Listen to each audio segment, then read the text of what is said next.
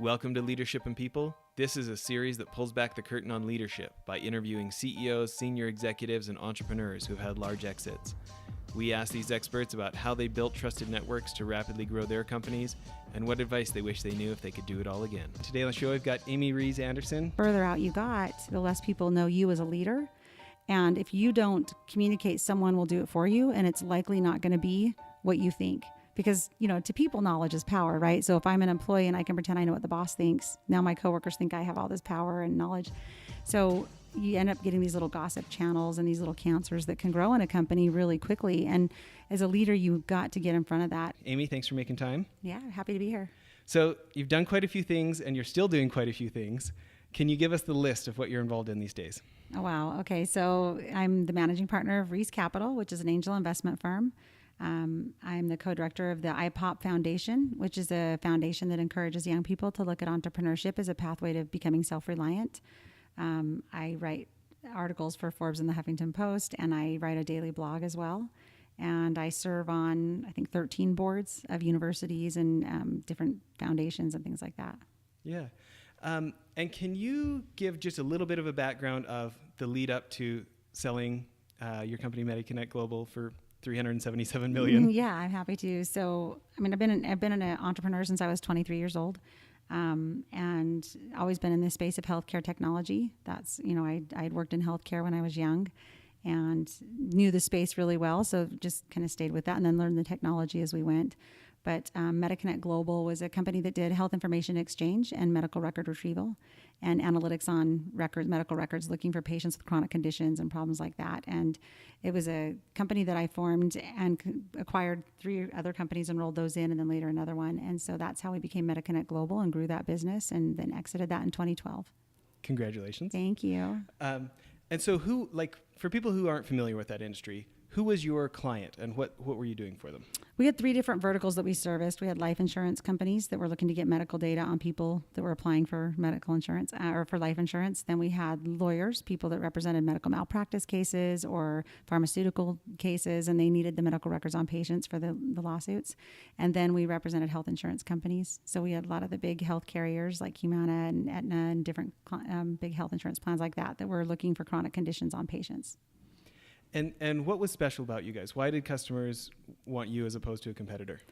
I think 'cause our focus on customer service was not just lip service, if that makes sense. I think we really tried hard to understand the needs of the customer and make sure that we were willing to do whatever was necessary to help them be successful in what they were doing. That was really our focus, is if we could help the client succeed. Whether something was our fault or not, it was our problem if it was their problem, if that makes sense. And we really wanted to just kind of go the extra mile for those customers. And I think that really made a huge competitive advantage for MediConnect. Sure. Growing a company to that scale, big American dream kind of exit, right?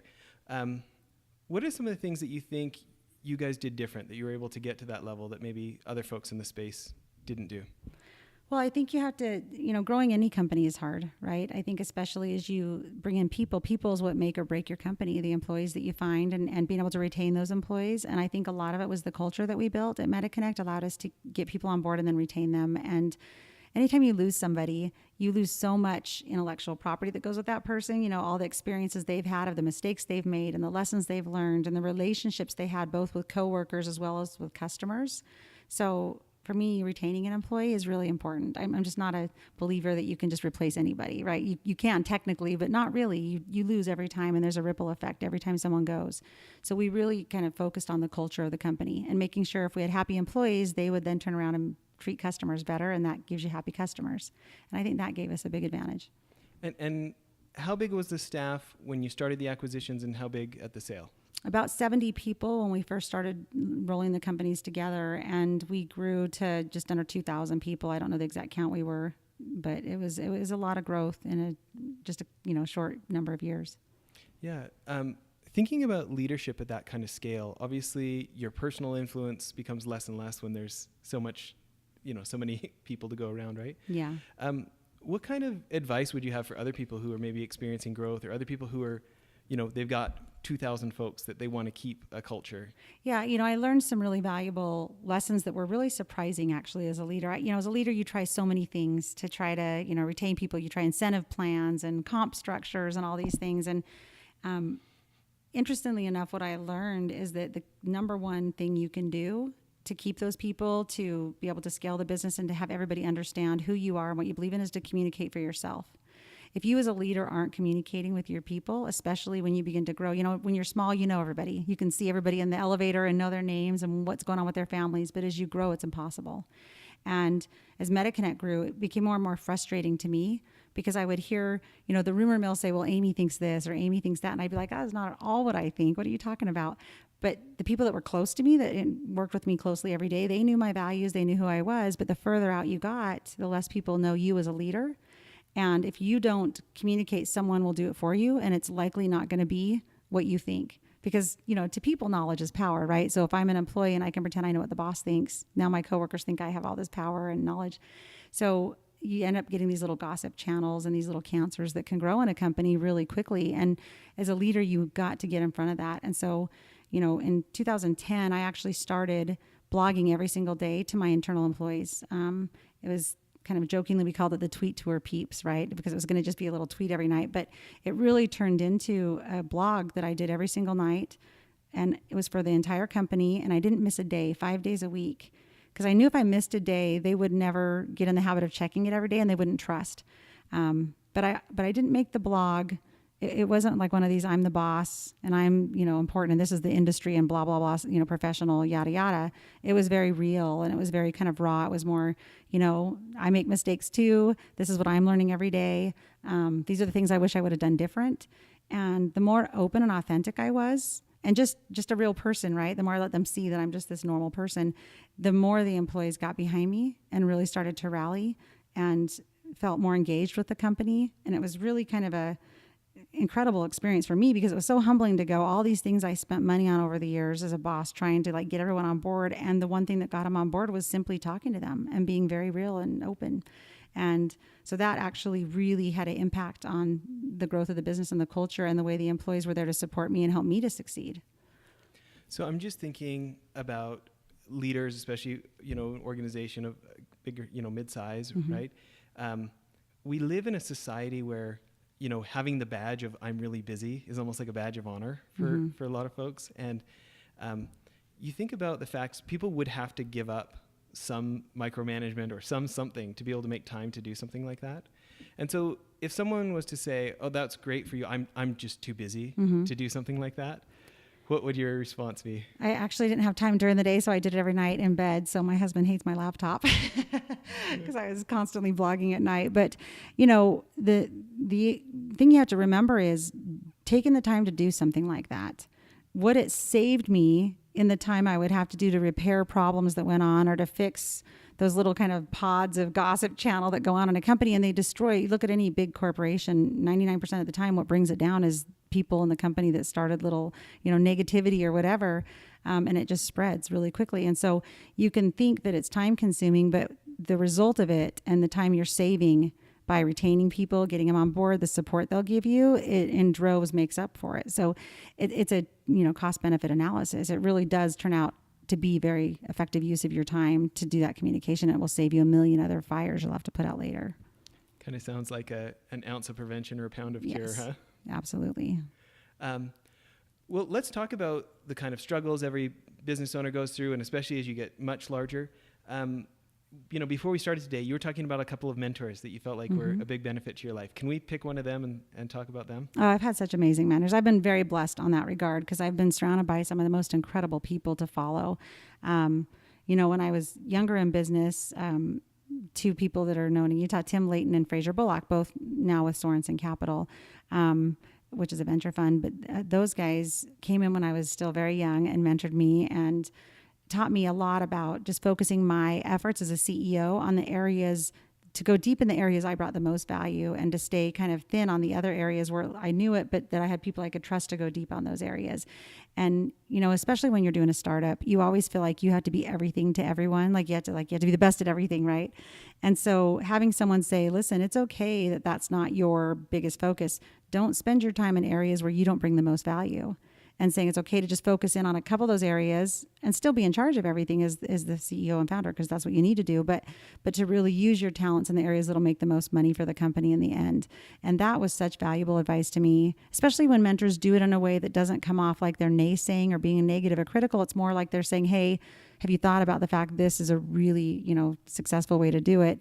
And knowing how to kind of mentor you in a way that you don't feel so put off. And it's really lucky early on to have people like that as my mentors. But then even the board members later were incredible people. Yeah. So let's talk specifics. So Fraser Bullock, guy from the early days of Bain Capital with Mitt Romney, what's an example of like some story where you feel like associating with people of that level made the difference for you? Can you think? Well, it was the humility, right? Like if anyone that's met Fraser knows, Fraser is a guy who's as genuine as they come. There's no pretense. There's no putting on airs. Incredibly successful person, right? But he doesn't treat anybody like they're not his absolute equal in every way. And he just makes you feel like you matter. And that taught me a lot about the importance of treating everybody in that way, because here's this man that, a lot of people in his shoes would kind of look down on people or act like, oh, you're beneath me. He never did that ever to me. And that meant so much to me on the receiving end as a young entrepreneur that it really kind of guided my future for how I was going to treat others. Interesting. And did you mostly grow the company organically? Did you take on investment for the acquisitions, or how did you? When I formed MediConnect Global, actually all three of the companies I was acquiring in the beginning to pull into it were profitable companies. So it put us in a good position. We didn't have to go out and raise a ton of venture money. And so it was an easier position to be in, let's put it that way, than when you're just first starting out, right? And so we were very lucky not to have to raise very much over the years. And the people that we did raise from were people that, we had a lot of respect from. And it was great to take money from them because they brought more than just money to the table. They brought, experience and wisdom and humility. They're just good people that were fun to work with. Well, I want to ask a question, but before we do, this blogging has obviously progressed. Now you're writing for Forbes. You've got your blog still. Give us the URL for anybody who wants to check out your blog now. Yeah, absolutely. It's Amy Rees Anderson, spelled AMYREESANDERSON.com /blog or you can just go to Amy Rees Anderson and pick the blog site. And I post every day. And then the ones that are going to be posted to other places like Forbes, it takes you on the link to get to those as well. Very cool. So thinking about now specifically here at the Angel Firm, can you talk about maybe lessons that you couldn't, as you're doing your work today, you couldn't have learned any other way than having had the experience that you had? Well, it's been awesome to have the experience of having been an entrepreneur first and then being an investor, because you come at it from the entrepreneur's perspective, right? Like you understand the struggles they're having, the hard things they're going through. And had I not lived that, you wouldn't have the same empathy for the entrepreneur that you have, which I think helps me be a better investor and a better advisor to people because I understand their pain, so to speak. And that's the kind of thing. There's some of those things you can read about in books and take classes on, but unless you've lived it, it is hard to really put yourself in somebody's shoes. And I think that's been a huge blessing to me with what we're doing here. And so give an example, as you guys are deal sourcing, you're looking at things. What's your mandate, or what do you look at? Who should be sending their stuff into you guys to? Yeah, review? Number one, we look at the person, right? So you can have a really bad idea and a great person will actually make it into a good company. Or you can have a really great idea and a bad person and they're going to destroy that idea. So for me, first and foremost, I'm looking at the person who's the entrepreneur. And I don't want an entrepreneur that thinks they know everything, right? Because nobody does. I don't know everything. I've had a lot of experience in my life, but I don't know everything. And so when someone comes in and they have every answer and nobody's ever going to be as good as them, or they're not worried about, there's no competitors and everything's perfect, right? That is a huge red flag to me. Like I want the person who is willing to kind of be like, you know what? Yeah, that does worry me. And I'm paying attention to that. I use the example sometimes of like my teenagers, right? When my kids were teenagers, if they wanted to borrow my car and they said, hey, I want to borrow your sports car and don't worry about it. It's going to be fine, Mom. I got this. No problem. I can handle it. I'm immediately going to be stressed out and worried. But if my kids came to me and said, hey, I want to borrow the car. Look, I know it's an expensive car. I know I need to be extra careful when I'm driving it. I know it's not just about me. It's about the other drivers on the road and how they're going to drive. So I'm going to be extra, vigilant to make sure I'm watching for that. Then in my mind, I'm going, oh, okay, good. They've thought through these risks. They understand they're there. And I want that same, and so I'm going to trust them with my keys, right?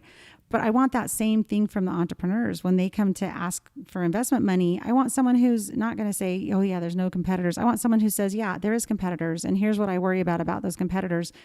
And these are the things I'm going to be watching. It's because that gives me the comfort that they are trustworthy and that they've really thought through these things and there's no arrogance there. That's for me what I look for in the deals that we're taking a look at. Yeah. Obviously you've got the medical technology background. Are there sectors that you favor more? Is there technology? Technology is like my forte, right? User experience and service-based tech companies. That's really the areas I get the most excited about. I look at anything that's interesting, right? But those are the areas where I think for me, I feel like it's exciting because I know I can add the most value. And obviously healthcare technology is awesome because so much background there. Yeah. So let's talk more about, the advantage of having the right people in your life for you becoming a good leader. Beforehand, we were talking a couple of times about someone who's had a big influence in your life. Let's talk about your dad. What do you feel like you gained by being your dad's daughter? My dad was FBI. And so in his world, everything is black and white. There's right and wrong. There's no middle ground. And he raised us that way. And so his example of, there was never a question for my dad of what is the right choice here. He always knew. He had his value system set and every decision was easy for him because his values were so set.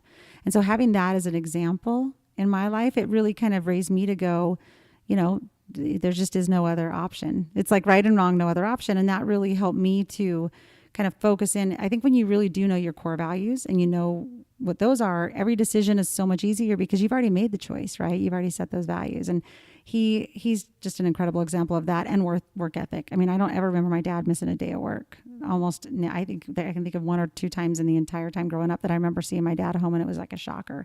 He's the get it done kind of guy. Don't make excuses. Don't whine about it. Just go do it. And that helped me tremendously growing up. It's interesting. As a 10-year-old, I moved from a city of 1 million to a little farm town of 3,000 and got to move 4 doors down from my grandpa. And he was kind of that for me. And I'm interested in why you think that work ethic isn't as common as it could be.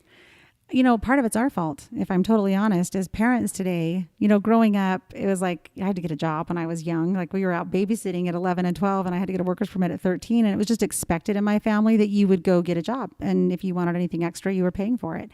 And I remember thinking, someday I'm going to make it, my kids don't have to do this, right? And what a disservice to my kids because that's what made me into who I am. And I think a lot of the parents, my generation of parents, right, all my kind of peers, we kind of want to give our kids more than we had, not realizing that what we didn't have is what made us who we are. And I think it's really messed up a lot of the generation because they just aren't expected to work. It's kind of like, and parents, we do everything for our kids. We're willing to just, take on all the responsibility for them. And that's just not helping them. And I have to constantly remind myself, don't do this for your kids if they can do it for themselves, because it's like you just want to do it all. And I think that's a huge problem today that we've created ourselves. So I blame us more than the kids. Sure.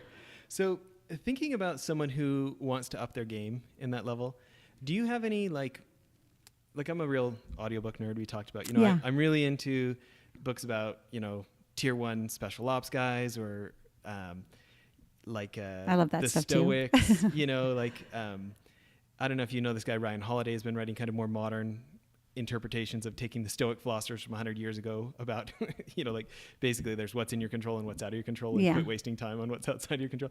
Do you have any go-to books or anything you feel like helps you or routines or something? I love books. So I'm an avid reader. I love to read. Whenever I had free time though, instead of reading kind of more the entertainment books, I was always reading the motivational books or business life lesson books and people's experiences. And, there's a book called The 4 Obsessions of an Extraordinary Executive. That's a really great book that talks about what you have to hone in on and focus in on in leadership. And I love the book Who Moved My Cheese. It's just such an easy, I love anything with big print and pictures, but I love that book because it's just about when things go wrong or not the way you wanted, you just got to move forward and you can't keep hanging on to it and wasting your time. And books like that, I think, have really had an impact on me. Because there's some of them are simple books, right? But they really teach an effective lesson, and I love that. So I'm a big believer in audiobooks too, like when you're driving in the car, anything motivational that's going to teach you or kind of help pick up your spirits, because it's just a better use of your time. And that's one of those free times you actually are alone with some time to think. It's interesting, this chance for self-development, right? Any advice for leaders out there who want to inspire more of their staff to choose self-development instead of like, okay, everybody go to this room for the PowerPoint for Friday? Yeah. Right? People who wanted to like have it become more of a way of life or just... We actually had a little internal library at MediConnect where I would get the books that had influenced my life and impacted me, and we would let people check them out and take them home. And it was just a way to kind of, it's almost like doing your own little book club in the company where you can help people get excited about it. And we also started doing brown bag lunch Fridays where we would bring in a speaker that was really good. For me, people that joke about, oh, the motivational speakers are all just fluff or whatever. I loved Brian Tracy. I don't know if you've listened to any of his stuff. And just phenomenal public speaker, right? And he really teaches some really effective principles about success. And those kind of things do pick you up, especially when you're having a down day. It's really nice to, everyone will join in with you and being negative, but it's just nice to have some positive voices in your ear that will like say, hey, quit whining about it. Just get up and get going. And so I actually think there's huge value to those. And if you can, number one, lead by example, where you let people know openly, like I would talk openly in my blog about listening to Zig Ziglar and any of those kind of more positive speakers. And I think as a leader showing that you're doing it, but then also make it accessible to people because, maybe they can't afford to go buy the same number of books or whatever. So things like that help. Yeah. My favorite Brian Tracy book is actually not motivational at all.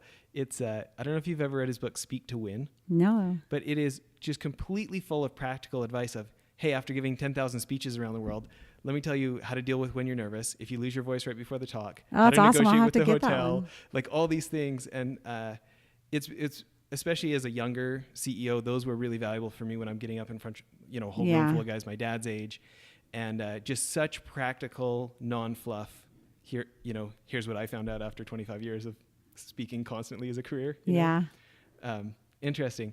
Well, this about wraps it up for the first episode. Everybody, please check in with episode 2. But let's end off this one with what's one of the best pieces of advice you ever got?